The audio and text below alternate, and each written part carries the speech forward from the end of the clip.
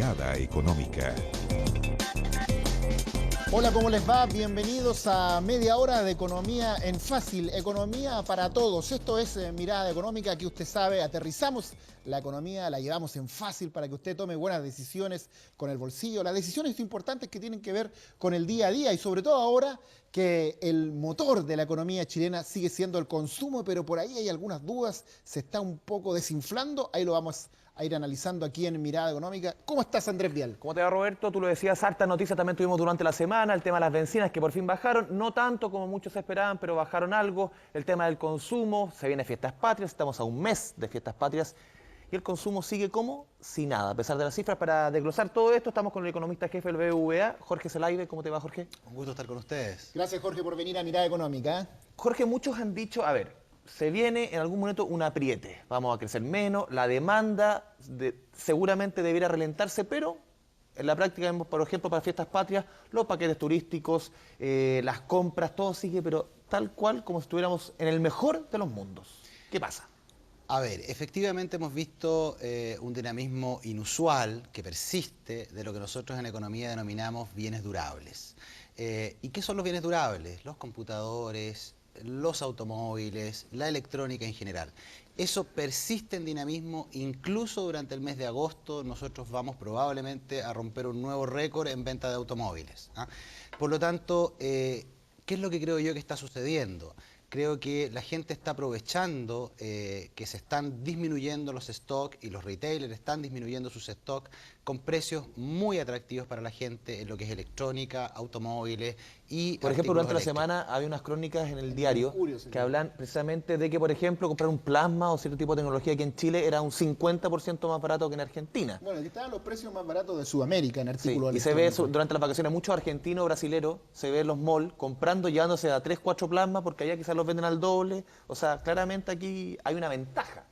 Sí, porque básicamente estamos con empleo, estamos aún creando empleo, no a un gran ritmo, hemos disminuido en algo la creación de empleo, pero la gente está con buenos salarios, buen empleo y con disponibilidad de comprar a precios baratos. Y eso es lo que estamos viendo en las cifras macroeconómicas también. Ahora, una de las frases recurrentes en el reporteo económico es todo sube menos los sueldos. Pero parece que esa frase no está contextualizada con los últimos años, podríamos decir. Exactamente, la última cifra En también. que efectivamente los sueldos han tenido un ajuste real, porque claro, suben con el IPC, muchos contratos. También de los depende de chilenos. cada sector, la construcción ha subido más, la Pero minería. parece que efectivamente en promedio los sueldos de los chilenos, el poder adquisitivo ha aumentado porque claro, hay más empleo, hay muchos sectores donde simplemente, por ejemplo, la construcción, nos han dicho empresarios de la construcción que los obreros no trabajan por menos de cierto estándar de sueldo, o sea, esto ha traído una bonanza a nivel de los sueldos de las familias. Las cifras macroeconómicas hablan de un crecimiento de los salarios entre 6 y 7% nominal, un crecimiento importante. Si a eso unimos baja inflación, inflación bastante acotada, el poder adquisitivo de las personas ha aumentado y eso se ha traspasado o se ha transmitido hacia más compra de bienes durables y también bienes de consumo habitual. Por lo tanto, ese fenómeno de mayor empleo, mayores salarios, insisto, se está transmitiendo aún en las cifras de agosto en compras importantes de la gente, en dinamismo importante del consumo. Jorge, ¿cuándo debiera cerrarse un poquito esta llave del agua? Que está corriendo tanta agua, ¿cuándo debiera un poquito apretarse? Bueno, el escenario se está configurando para que ese proceso comience a disminuir, el dinamismo se comience a configurar un escenario de menor dinamismo del empleo, de menor dinamismo de los salarios. ¿A partir de cuándo, más o menos? Mira, nosotros creemos y estamos confiados, porque tampoco es bueno tener un dinamismo tan relevante, tan potente en el ámbito del consumo. Creemos que hacia fines de este año ya deberíamos ver cifras mucho más mitigadas, un dinamismo menor en lo que es consumo privado. ¿Y por qué? Porque también creemos que vamos a ver aumentos en el tipo de cambio que van a encarecer los productos importados. Ahora, claro, tú dices, tampoco es tan bueno cuando hay esta fiesta, este boom del consumo. Claro, porque cuando hay consumo hay actividad económica. Si hay actividad económica hay empleo, y si hay empleo se va dando vuelta a la rueda, hay sueldo y se va pagando todo esto. Pero si nos vamos mucho para el otro lado parece que también es complicado. ¿Cuál es el problema? Nos podemos embriagar quizás. Es complicado cuando tú comienzas a consumir mucho y empiezas a endeudarte para consumir. Y básicamente también es complicado cuando le pides plata al resto del mundo, ¿ah?, para ese consumo. Y ese es un elemento del cual tenemos que estar preocupantes. ¿Por qué? Porque hoy día efectivamente estamos dándonos cuenta que estamos pidiéndole plata al resto del mundo para consumir. Y cuando tenemos que pedirle plata al resto del mundo, en algún momento tenemos que pagarla, ¿ah? Por lo tanto, no es bueno estar con un desacople del consumo tan importante. Pero sin embargo, igual las cifras del Banco Central dan cuenta de un sobreendeudamiento que Sobreendeudamiento, está, sí, sí. está todavía controlado, todavía no es grave, o sea, todavía está controlado el sobreendeudamiento, a tu juicio. Yo creo que todavía está controlado a nivel de personas. Hay estratos, sí, que están con un endeudamiento alto. Yo te diría que los estratos medios están con un endeudamiento importante. Aquellas personas que están con un crédito hipotecario, que están con un crédito de consumo, que están con la tarjeta de crédito copada y que obviamente si pierden el empleo pueden sufrir. Siempre la clase media es la más fregada porque a los de abajo quizás los ayuda mucho El el Estado. Estado y los de arriba se defienden solos.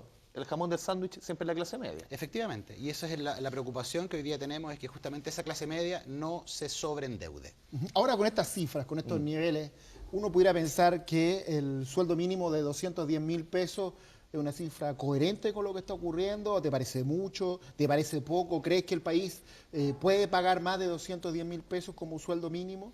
A ver, siempre hay que tener una consideración cuando uno aumenta el sueldo mínimo. La consideración es que a la gente menos capacitada, a las personas que están recién ingresando a la fuerza laboral, normalmente ingresan con el sueldo mínimo y el empleador les exige una productividad en línea con el sueldo mínimo. Si uno le aumenta el sueldo mínimo, el empleador le exige una mayor productividad y por lo tanto normalmente comienza a tomar empleados que son más capacitados y comienza a dejar de lado a aquellos que están recién iniciándose en el mercado laboral. El riesgo es obviamente generar desempleo. Jorge, uno de los temas quizás que más golpea el bolsillo de los chilenos tiene que ver con la bencina. Durante la semana se había especulado de alzas entre 15 hasta 30 pesos las bencinas, pero finalmente en su informe que semanalmente entrega los miércoles la ENAP, finalmente esta alza es bastante más acotada, perdón, esta baja en el precio de las bencinas. ¿O alza? Baja el precio Baja el precio de las bencinas. Baja de entre 3 a 7 pesos. Se decía que 15, 30. ¿Por qué está golpeando tan poco las cifras de IPC en la bencina, siendo que ha subido muy fuerte durante las últimas semanas, meses? A ver, la gasolina subió y lo más probable es que durante las próximas semanas tengamos bajas acotadas, pero tenemos que considerar que el mecanismo que tenemos para paliar el alza de las bencinas a nivel internacional permite paliar, no mitigar o anular esas bajas, por lo tanto, esas alzas. Por lo tanto, lo más probable es que si el precio de las bencinas a nivel internacional continúa subiendo y el tipo de cambio continúa subiendo, vamos a tener alzas en los precios de las bencinas en el futuro próximo. Pero ¿usted sería partidario, Jorge, de recortar el impuesto específico cuando tengamos este tipo de situaciones con precios demasiado altos? O sea, en el extremo sur del país la bencina está a 1.024 pesos. A ver, primero tenemos que acostumbrarnos a precios de las bencinas altas. Nosotros somos un país importador de combustibles, no somos productores de combustible, por lo tanto tenemos que acostumbrarnos a tomar los precios y tenemos que acostumbrarnos a acomodarnos a precios de bencina más altos. El fijar un impuesto, acomodar el impuesto de acuerdo a cómo vienen los vientos, creo que es poco serio. Pero se puede igualar, por ejemplo, con el del diésel, que es 4 veces inferior al de la bencina y es muchísimo más contaminante y puede afectar a muchos más que solamente a los automovilistas. Esa es una discusión muy interesante en políticas públicas y creo que sí hay espacio para hacer eso. Creo que sí hay espacio y es un tema que vamos a tener que discutir durante los próximos trimestres. Probablemente va a ser una discusión política. Claro, o que paguen todos los que consumen combustible, no solo los automovilistas, que dicen Las que también ahí eléctricas, sería más, muchos. se equipararía mucho más Sí. y las bencinas no serían tan caras, como por ejemplo las mineras, las eléctricas, que también pagaran el específico. Gran parte de la energía consumida hoy día, producida hoy día, es en base a diésel. Igualar el tratamiento tributario y también considerar que el diésel y la gasolina contaminan igual, porque uno u otro debería tener un impuesto distinto. Incluso algunos dicen que el diésel contamina más. Entonces, creo que ahí existe espacio para igualar los impuestos y eventualmente la rebaja de ese impuesto también es un tema que se puede discutir. Ahora, Jorge, tú fuiste uno de los economistas que planteó el problema del IPC a comienzo de año. Encendiste las luces bastante Claro. antes que muchos. Señalando que había problema en el cálculo de la inflación en nuestro país. Pregunto esto porque ahora uno ve que las bencinas han subido mucho, que hay demasiado consumo, lo que estamos hablando, pero la inflación está completamente baja, acotada. Bien por eso. Uno podría especular pero aquí. está bien la cifra. Uno vuelve a la polémica que ha envuelto al Instituto Nacional de Estadística con el Celso, pero también formaste parte de una comisión que para revisar el cálculo del IPC. ¿Qué ha pasado con el IPC? ¿Se está midiendo de mejor forma? ¿Qué pasó con esa comisión? Sí, efectivamente el INE ha hecho los esfuerzos por mejorar. La primera mejora ya ocurrió. Vamos a tener mejor medición de lo que son prendas de vestir. Vamos a capturar bien la moda. Lo que esperamos es que en enero de 2014 el INE también mejore la metodología para capturar el precio de la electrónica, el precio del arriendo, el precio del servicio doméstico, el precio de los seguros. Yo creo que tenemos que confiar en que en enero de 2014 vamos a tener un índice de precios. ¿Pero se pueden sincerar las cifras de este año, por ejemplo, que vemos, por lo que decía Roberto, vemos mucho boom del consumo, los combustibles al alza, pero un IPC muy acotado? ¿Debería sincerarse un poquito al alza? A ver, el IPC no ha sido manipulado y yo creo que no tiene que ser manipulado. Y lo que pasó en el Quizá uno pasado, puede decir mal calculado, más que manipulado. yo creo que fue un problema metodológico. Y ese problema metodológico está siendo solucionado hoy día por el Instituto Nacional de Estadística. Existe una fuerza de trabajo importante por mejorar ese tema y tenemos que confiar de que en enero de 2014 tengamos un IPC bien medido. Expliquémosle a la gente la médula del problema que tú detectaste, por ejemplo, con las liquidaciones. Ahí estamos viendo las liquidaciones del vestuario, por ejemplo. ¿Por qué eso generaba o podía generar una distorsión de lo que eran los valores de los precios que se calculaban para el costo de la vida? Mira, en prendas de vestir el primer hallazgo que yo hice fue observar la evolución de las prendas de vestir en muchos países latinoamericanos y darme cuenta que las prendas de vestir en Chile caían de manera brutal en comparación con otros países latinoamericanos, considerando que todos nosotros somos importadores de prendas de vestir. No tendría por qué haber mucha diferencia y la diferencia está en cómo se estaban tomando los precios. ¿Qué es lo que no se estaba controlando por la moda del producto? El producto pasaba de moda y se tomaba el precio de un producto descontinuado o pasado de moda. Y obviamente un producto descontinuado o pasado de moda vale menos que un producto que está de moda. Por lo tanto, no refleja el precio de la vestimenta, no es un buen reflejo Siempre del va a la precio de la baja vestimenta, cuando ¿no? realmente... Un producto que pasa de moda ciertamente vale varias veces menos del producto cuando está en primera vez en vitrina. Y el tema también de la tecnología, porque muchas veces no se cambiaba tecnológicamente la base de comparación, o sea, el producto mismo, que muchas veces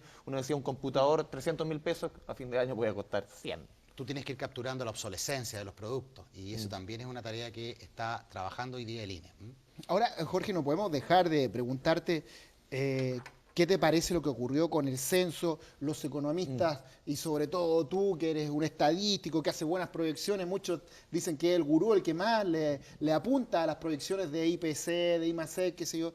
Me imagino trabajan con las cifras del censo. ¿Qué te parece? Hay una comisión que dice el censo 2012, ¿saben qué? Guárdenlo y hagamos hacemos otro. de nuevo el 2015 más abreviado, pero se hace de nuevo. ¿Qué tan grave, qué tan complejo, qué tan duro esta situación?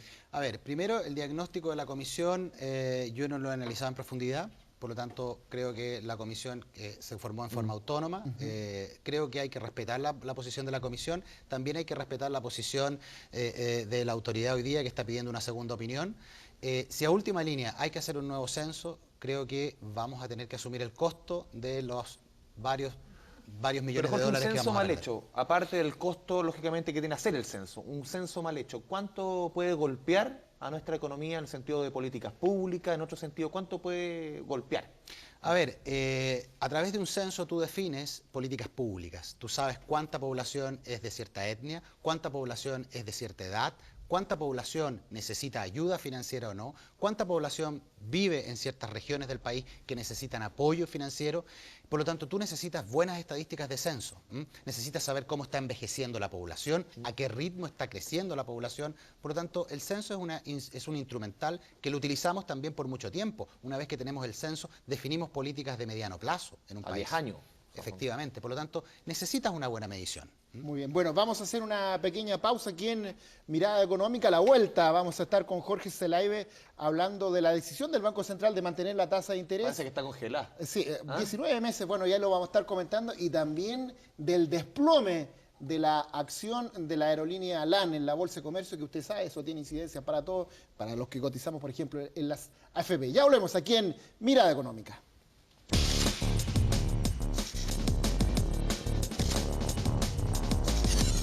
Mirada Económica.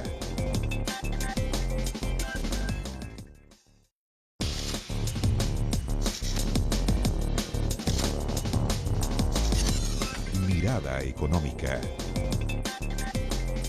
Volvemos aquí a Mirada Económica, lo anticipaba Roberto antes de irnos a la pausa. Vamos con el momento económico, una sección clásica de nuestro programa. Esta vez tiene que ver con la decisión del Banco Central de mantener por 19º mes consecutivo la tasa de interés en el 5%. Hace 19 meses que el ente rector de nuestra economía no mueve la tasa de interés del 5%, incluso dice en su informe de política monetaria que el consumo se mantiene dinámico, aunque las encuestas de confianza anticipan un menor impulso de esta variable a futuro. Se va confirmando esta desaceleración. Varios analistas creen que en septiembre el Banco Central podría, eso sí, bajar la tasa de interés después de 19 meses que hemos visto se mantiene en un 5%. Jorge Zelay, ¿usted cree lo mismo que esta tasa de interés va a bajar en septiembre o debiera mantenerse nuevamente por 20º mes consecutivo?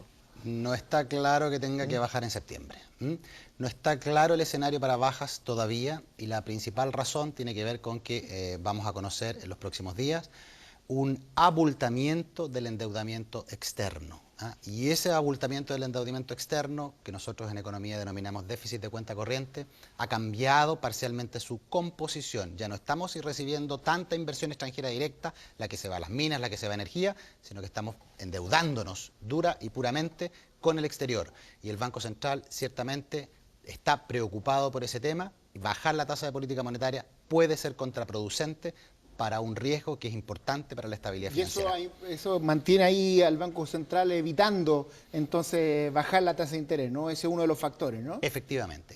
Yo te diría que ordenando los factores que mantienen al Banco Central en cautela es el dinamismo del consumo y el gran endeudamiento que estamos teniendo del exterior. Ahora, claro, porque si baja la tasa de interés también subiría el dólar, y si sube el dólar, ahí ya no, lo golpea las bencinas más aún, todo. Yo te diría que el Banco Central ha hecho una excelente labor manteniendo la tasa de política monetaria y yo no descartaría que continuáramos en ese ritmo incluso durante los próximos meses que vienen del año. Para que la gente entienda un poco, porque aquí en Mirada Económica siempre hacemos los temas más didácticos, de bajar la tasa de interés, por ejemplo, ¿afecta más a los créditos de consumo que a los hipotecarios? ¿Y por qué? Ciertamente afecta más a los créditos de consumo que son de corto plazo, porque la tasa de política monetaria es una tasa de corto plazo. Los créditos de consumo, cuando baja la tasa de política monetaria, se abaratan. Se abarata mucho menos la tasa de los créditos hipotecarios. Ahora que viene justamente el 18 de septiembre, que es uno de los meses, instancia en el año que más se consume, que más se pide crédito de consumo sobre todo. Sí, ahora, en lo más reciente, en todo caso, han bajado las tasas de política monetaria. La señal de relajamiento, de baja de tasa de política monetaria por parte del Banco Central lleva varios meses y el mercado financiero ya ha comenzado a internalizar eventuales bajas en el futuro y por lo tanto hoy día ya estamos viendo tasas de crédito de consumo más bajas de las que vimos hace 2 o 3 meses. Ahora, respecto a lo que tú decías de esta brecha entre el endeudamiento, ¿qué efectos puede causar a la gente, al ciudadano común y corriente? Este déficit, podríamos, que se calcula va a estar entre un 5, un 5,5% del Producto Interno en nuestro Bruto. país también. A ver, cuando un país... Déficit de cuenta corriente. Un déficit de cuenta corriente que es un tema bastante técnico. Cuando un país comienza a endeudarse y pedirle prestado al resto del mundo para consumir, hay un momento en que el mundo te dice, ¿me paga o no me paga? Y como los países siempre tienen que pagar, lo que ocurre en ese momento es que el tipo de cambio se transforma en la válvula de ajuste y el tipo de cambio sube mucho. Y cuando hablo de mucho, es muchísimo, no 5 pesos o 10 pesos, sino que sube mucho. En ese contexto, aquellos que están endeudados en dólares terminan sufriendo pérdidas significativas. ¿Ese nivel de endeudamiento macro es preocupante en este minuto o todavía está controlado? Es preocupante. Es preocupante, no es alarmante, pero ¿Es es una luz preocupante. amarilla? Es una luz amarilla. No es una luz roja y creo que el Banco Central se está haciendo cargo muy bien del tema al mantener justamente la tasa de política monetaria. Bueno, otro de los temas también que ha llamado la atención es Miguel, con LAN. lo mal que le ha ido a la bolsa de comercio este año y que, bueno, afecta a los grandes inversionistas, pero también nos afecta a nosotros, todos los trabajadores quienes cotizamos. Porque en el mucha régimen gente ve de la AFP. bolsa, el IPSA, todas estas cifras Claro. como bien lejanas, pero ojo, Claro, está ahí. se puede ver como algo que tiene que ver con personas de mucho dinero, pero todos los trabajadores estamos ahí a través de los fondos de la AFP. Bueno, y básicamente la caída de la bolsa chilena en buena parte se explica por las caídas de 2 acciones, que son Sokimich y la de LAN. De hecho, salían cifras en la semana que hablaban de una pérdida de rentabilidad en el año de LAN, de la acción de LAN de 46,5%. O sea, si una persona a comienzos de año partía con $1 millón de pesos en acciones, ¿Ahora tendría? 365.000 pesos. O sea, ni que hubiera invertido en la Polar, uno dice. Claro, o sea, A mí me tocó ir en junio del año pasado justamente al lanzamiento de la TAM y era un ambiente radicalmente opuesto, se veía casi de fiesta, me tocó estar con Cueto y con toda la gente de TAM allá. y uno ve las cifras un año después y no da mucho para celebrar. ¿Va a seguir bajando la acción de LEN? A ver, deja primero colocar paños fríos a estas afirmaciones respecto a que esto afecta a los fondos de pensiones. Hoy día los fondos de pensiones han sido bastante inteligentes, las administradoras de fondos de pensiones, y lo que han hecho justamente es disminuir su exposición a acciones chilenas y disminuir de manera significativa su exposición a acciones como la que tú mencionas. O sea, poner los huevos en distintas canastas. Exactamente, han diversificado y han tomado posiciones, por el contrario, en activos de otros países. O sea, técnicamente hoy día invertir en Chile está demasiado peligroso. Hoy día invertir en Chile, por lo menos en el corto plazo, en acciones, parece no muy atractivo. Van a venir vientos mejores, pero por ahora los vientos no son muy favorables para las acciones que tú mencionas y en general para la bolsa chilena. Si uno hace o compara la bolsa chilena respecto a otras bolsas de economías emergentes, todavía la bolsa chilena luce cara. O sea, si una persona, por ejemplo, tiene 1 milloncito, 2 milloncitos de pesos, digo, a ver, me meto en acciones, hago esto, quizás la bolsa dejarla de lado, mejor un depósito a plazo, irse a alternativas más seguras hoy. Hoy día invertir en la bolsa chilena debería ser, dentro de un portafolio, una participación menor. Existe, como tú bien mencionaste, un depósito a plazo, tomar un fondo mutuo con inversión en acciones europeas, por ejemplo. Europa está mostrando signos de recuperación y probablemente la bolsa europea se va a afirmar también. Colocar los fondos en un administrador profesional, como también son las AFPs, colocar sus fondos en una cuenta 2, por ejemplo. Pero en la cuenta 2, ¿en qué fondo A? ¿En el fondo A, B, C, D o E? Yo siempre he pensado que lo más equilibrado en términos de riesgo es el fondo C, pero hay aquellos que les gusta un poquito más de riesgo, son más jóvenes y pueden tomar el fondo A. Pero ahí depende bastante del perfil de riesgo de la persona. Esta es una pregunta bien recurrente. Exacto. Que nos llega a nosotros al programa. ¿Qué hacer de repente si alguien dispone de un dinero para invertirlo? Y una de las preguntas que se repite harto es, ¿conviene comprar dólares? Tú decías que ahora podría subir el dólar por estas variables que hemos estado conversando. ¿Conviene, por ejemplo, invertir, que sea comprar dólares para inversión, por ejemplo?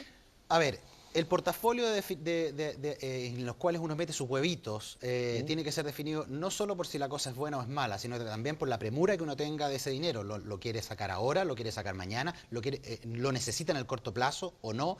Es uno amante del tan riesgo. importante quizás como Sí. saber dónde invertir. ¿Cómo saber invertir? Ahora, si tú me dices, ¿colocaría un poquito de mis pesos en tipo de cambio, en dólar? Puede ser. Sí, parece atractivo. Creo que el tipo de cambio, si no, en Chile no tiene otro camino que el alza. O sea, ahí vamos a la segura, entonces, claro, si es algo que tiene que subir. Ahora, el tema es cuánto tiempo, por lo menos tiene que ser un buen tiempo, ¿no? Lamentablemente el tipo de cambio es muy volátil y puede que tengas pérdidas cuando tomas posición. Por lo tanto, ¿estás dispuesto a ver pérdidas en el corto plazo? Por eso tienes que considerar todo ese tipo de factores cuando tomas una decisión de dónde invertir. Claro, ahora eso siempre hay que ver, porque si fuera tan fácil algo que fuera sobre seguro, seríamos todos millonarios, Sí, ¿no? todo millonario. Definitivamente, Jorge, el tema de la bolsa en Chile debiera, por lo menos para el inversionista o la gente de a pie común y corriente, más tranquilito este año.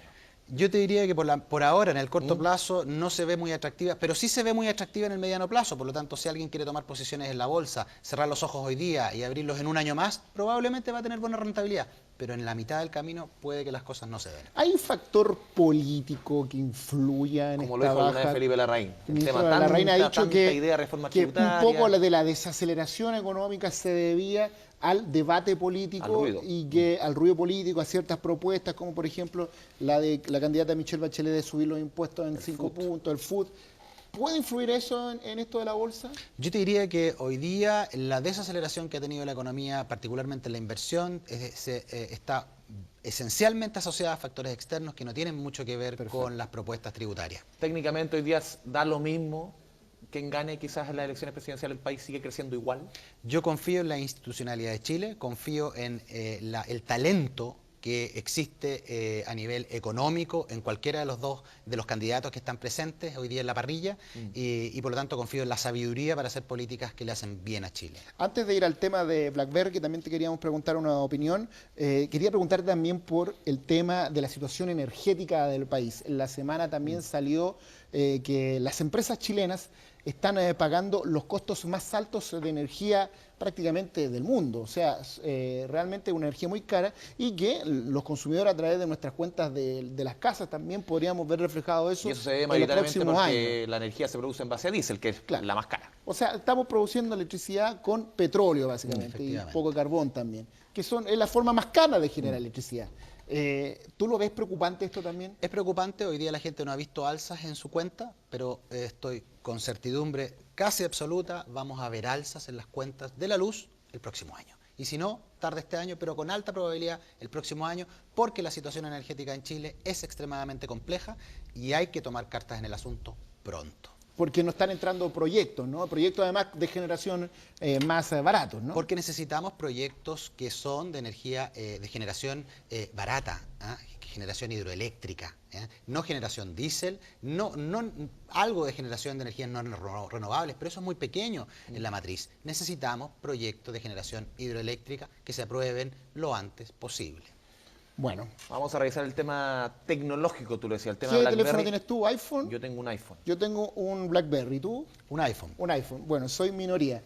iPhone, BlackBerry más bien está haciendo noticia en el último tiempo, si podemos ir con esas imágenes, porque esta semana ha anunciado que va a evaluar alternativas estratégicas que podrían incluir la formación de operaciones conjuntas, sociedades o, atención, la venta de la compañía en un nuevo intento por sortear las dificultades que está enfrentando para salir adelante en un mercado que, claro, no lo sabemos nosotros, está cada vez más competitivo. Uno se acuerda cuando salieron los celulares, quizás Nokia, esta marca de nórdica, era amo y señora de todo el mundo, prácticamente bajó su valor mucho. BlackBerry fue el primer celular para trabajar realmente útil, cosa de 5 años, 4 años, nuevamente va quedando atrás, o sea, el tema de la tecnología. Bueno, y además, en un intento por reflotar y posicionarse nuevamente, lanzó el BlackBerry 10, pero no ha logrado ganar el impulso en el mercado de los dispositivos móviles. No, el mío debe ser el -3 de BlackBerry, pero bueno, yo siempre voy muy atrás de la tecnología. pero tengo un tablet. ¿Qué te parece lo de BlackBerry desde el punto de vista empresarial? Mira, la plataforma BlackBerry es muy atractiva para los ejecutivos y ciertamente tiene su nicho. Yo creo que lo va a mantener, pero las nuevas tecnologías están cada día capturándonos más. Yo hoy día, hace muy poco, me cambié a la plataforma iPhone. Vamos a ver cómo me va. Bueno, Jorge Zelaibe, economista jefe del BBVA. Fue también economista jefe del BCI. Hay un largo historial para atrás, también economista senior del Banco Central hace algunos años. Doctorado en economía de la Universidad de Nueva York, ¿no? De Nueva York, sí. Jorge Zelaibe, muchas gracias. Tu presencia aquí en Mirada Económica y como siempre la gente nos puede escribir a nuestro Twitter, @Mirada Económica, ahí lo viene el generador de caracteres ahí abajo, preguntas, sugerencias, lo que quiera, ahí @Mirada Económica, como siempre sigue la sintonía aquí del canal 24 horas, donde aquí siempre es hora de noticias. Que le vaya bien.